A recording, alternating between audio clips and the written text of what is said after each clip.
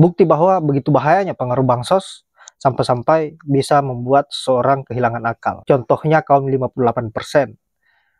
Para netizen atau sebagian rakyat Indonesia yang selalu mengkritisi kebijakan-kebijakan pemerintah yang tidak pro terhadap rakyat, malah dianggap sebagai pembenci pemerintah.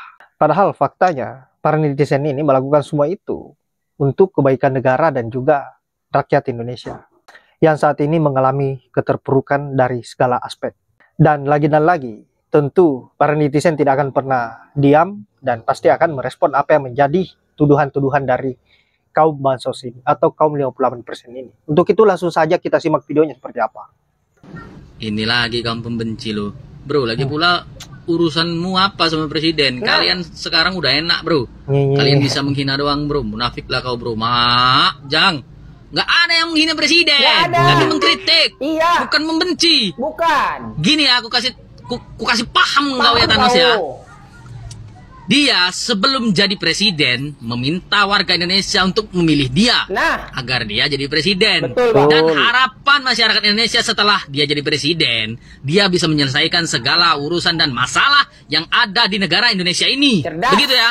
Jangan kalau ditanya tentang masalah apapun nggak tahu, tanya sini, tanya situ, yo nggak tahu kok nanya saya. Gilir ngomong masalah investasi lancar kali dia ya. Iya. Dan aku ini warga negara Indonesia, bukan warga Kamboja. Wajarlah aku kritik presiden aku. Aku lahir di Indonesia, mikir kau, bukan di Thailand. Paham kau? Pokoknya kalau pendukungnya Anies Baswedan, akun-akun buzzer stres seperti ini yang membuat kalian bodoh para projongos. Kok ya lucu, Pak Anies disuruh dikembalikan ke Yaman, sedangkan beliau itu warga pribumi, warga Indonesia. Aneh. Kakeknya seorang pejuang, kok disuruh mengembalikan ke Yaman. Ini yang buat narasi itu stres apa gimana gitu loh. Kok bawa-bawa kasus sama Pak Ahok, padahal Pak Ahok itu di penjara itu yang memenjarakan juga Jokowi. Itu pengakuan Pak Ahok sendiri. Dan Pak Ahok menang itu karena suara-suara dari rakyat-rakyat kecil yang digusur Pak Ahok, itu faktanya. Jadi kalian para pradungu teruslah konsumsi berita seperti ini biar kalian itu dungu dan tolol secara permanen. Semangat. Memusuhi negara pala babakau lah. Mengkritik pemerintah itu bukan berarti memusuhi negara. Negara ini udah ada sebelum pemerintah yang sekarang ini ada. Pemerintah itu asalnya diperintah oleh rakyat untuk menyelenggarakan negara. Nah sekarang sebagai rakyat gua menilai negara ini salah urus dengan kebijakan yang justru cenderung memusuhi negara. Ya harus dikritik dong, masa harus disembah. Jadi sebaliknya justru gua sedang membela negara dan lu yang muji-muji pemerintah lagi belain apa? Wah parah, lu udah kena gaji justru rajak kodok, efeknya jadi goblok permanen. Saya akan coba tanggapi video si cebong ya. Prabowo, saya sangat kecewa sekali. Kemarin di Jakarta saya dikasih nilai rendah. Saya sangat kecewa, padahal saya sekolah ke Amerika, saya sekolah ke Jerman. Loh, banyak banget tempat sekolah Prabowo, luar biasa. Nah kalau orang pernah sekolah ke Amerika, ke Jerman, Prabowo, ya, saat kamu berdebat ya di tempat yang sepetak, semeter kali semeter itu ya, harusnya sudah di luar kepala itu pertanyaan lawan politik kamu. Tapi faktanya apa? Kamu jual air mata untuk mengalihkan pertanyaan lawan, ya. Terus apa hasil kerja? Apa hasil sekolah kamu ke Jerman? Apa hasil sekolah kamu ke Amerika? Ya, masih menghadapi sesama anak bangsa ya, sampai jual air mata mengalihkan karena tidak kemampuan menjawab pertanyaan lawan politik. Percuma kan kamu sekolah ke Jerman, ke Amerika. Padahal tempat perdebatan itu cuma semeter kali semeter atau segi 4. Tapi Prabowo yang mengaku sekolah di Amerika, di Jerman tidak mampu menjawab pertanyaan setiap lawan politiknya. Kalau kamu tidak mampu menjawab pertanyaan Pak Anies, oke, kalian sama-sama pernah sekolah di Amerika. Bagaimana dengan pertanyaan Ganjar? Padahal Prabowo selalu mengaku saya lebih prajurit dari prajurit. Tapi saat ditanya, disenggol tentang keprajuritan, Prabowo tidak mampu menjawab. Itu pertanyaan dari Ganjar. Oh, katanya saya nggak punya waktu. Waktu kita selalu sedikit. Bagaimana kalau kita ngopi-ngopi dulu? Apa waktu kamu kerja sekolah di Jerman seperti itu? Waktu dikasih ujian sama guru, terus Prabowo ini bilang, oh maaf Pak Guru, kita ngopi dulu. Itu nggak nyampe di otak saya. Apa begitu? Masalah Prabowo. Ini saya selalu bilang, kalau orang terlalu besar mulut ya, kadang-kadang kemampuannya tidak ada. Pertanyaan demi pertanyaan ya, yang diajukan oleh Pak Anies sama Ganjar, seharusnya ada salah satu yang bisa dijawab oleh Prabowo. Tapi sayang, tidak satupun pertanyaan dari Ganjar sama Pak Anies yang mampu dijawab. Itu masih anak bangsa itu. Padahal Ganjar sendiri nggak pernah sekolah ke Amerika, apalagi ke Jerman. Ganjar cuma sekolah di UGM ya, di Indonesia. Oke lah, Pak Anies pernah sekolah di sana ya. Saat dipertanyakan tentang pendanaan, oh katanya rahasia negara. Padahal kalau kita klik di Google, semua keluar. Terus apa yang jadi rahasia negara? Setahu kami, tentang rahasia negara itu adalah tentang prajurit. Itu rahasia negara. Tapi kalau anggaran belanjaan ya seorang Menhan, itu bukan rahasia negara. Apa itu yang disekolahkan sampai ke Jerman? Percuma kamu sekolah jauh-jauh ke Jerman ya. Ada yang harus kamu tutupi, ada juga yang harus kamu buka ke rakyat, biar rakyat tahu pendanaan itu berapa yang kamu tahu, apa saja yang kamu pakai tentang uang pendanaan yang diberikan sama kamu selama jadi Menhan ya. Belanja presiden aja kami wajib tahu lah, apalagi kamu seorang Menhan ya. Kamu ingat, semua pendanaan itu dari kami rakyat ya, kami rakyat harus tahu. Saat ditanya sama Pak Anies, bagaimana cara Anda melindungi hak seorang wanita? Katanya, oh wanita hebat banget, hampir setara dengan orang laki. Bagaimana cara bekerja? Padahal bukan ke situ. Bukan ke situ. Yang dipertanyakan Pak Anies ya, bagaimana hukum melindungi hak wanita? Ya. Contohnya saat disolimi, saat dipukul sama suaminya, ya, saat diperkosa, ya, jangan dia yang diperkosa, dia yang masuk penjara, ya. Itu yang dipertanyakan Prabowo. Tapi kamu tidak mampu menjawabnya. Mampu nggak menjawab? Lain yang ditanya, lain jawabannya, ya. Itu tentang perlindungan perempuan di Indonesia yang tidak mampu Prabowo jawab, ya, pertanyaan dari Pak Anies. Tapi mengaku dirinya sekolah di Jerman, sekolah di Amerika. Berarti kamu tidak paham hukum di negara ini, ya. Kalau kamu mampu pernah sekolah di Amerika, di Jerman, masa iya hukum di negara sendiri kita tidak paham?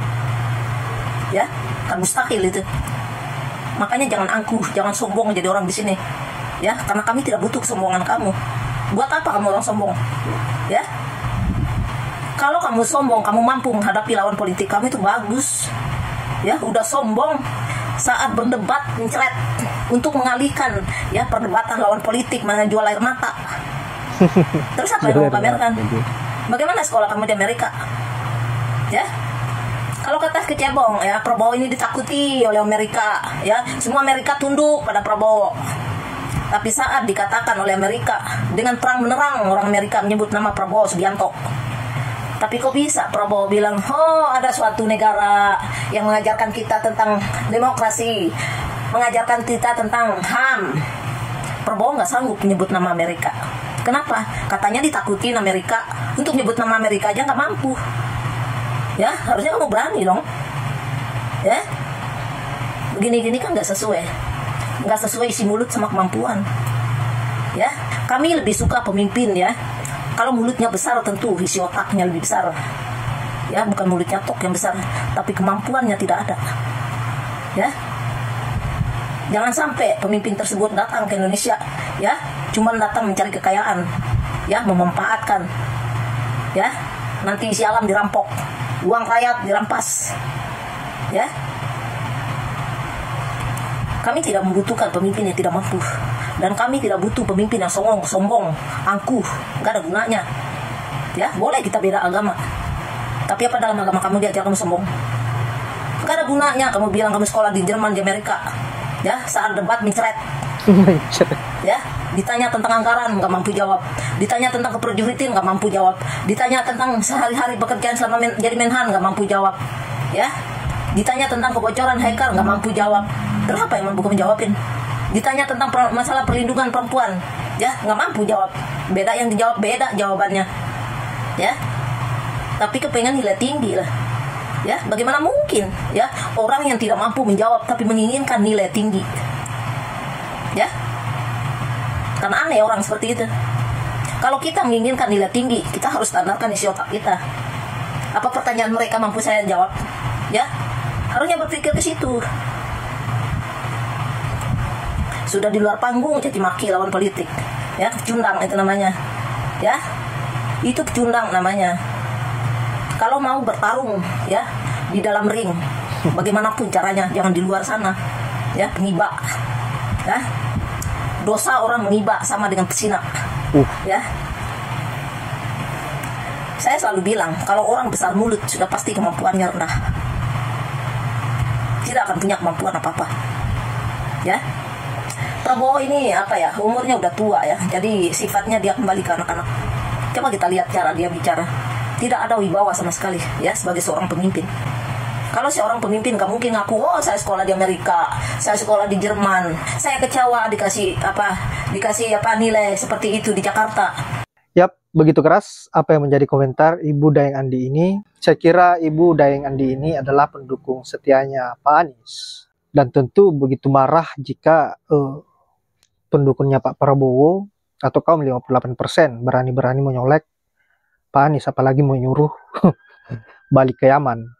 Padahal kita tahu sendiri bahwa Pak Anies ini adalah asli warga Indonesia dan kaum pribumi. Dan kemudian untuk para kaum bansos atau kaum 58%, sadarlah kalian, bukalah mata hati kalian bahwa saat ini negeri kita sedang tidak baik-baik saja. Baik dari perekonomian, baik dari kebijakan-kebijakan yang dilakukan oleh pemerintah, dan semua itulah yang menjadi alasan kenapa para netizen selalu mengkritisi, karena bagaimana agar pemerintah tidak asal-asal mengambil kebijakan dan tidak merugikan rakyat maupun negara kita. Sebenarnya ini adalah kebaikan kita bersama, bukan kebaikan suatu kelompok ataupun ada keuntungan-keuntungan pribadi dari para netizen. Jadi kalau kalian tidak sadar-sadar juga, maka wajar jika kalian ini dibasmi saja karena kalian sama sekali tidak berguna sama sekali. Malah menjadi sampah di negara ini. Baiklah sahabat-sahabat, saya kira hanya itu. Semoga ada manfaat dari video yang sahab. Terima kasih sudah menyempatkan diri untuk menonton, dan saya akhiri dengan ucapan wallahul muwaffiq ila aqwamit thoriq. Assalamualaikum warahmatullahi wabarakatuh.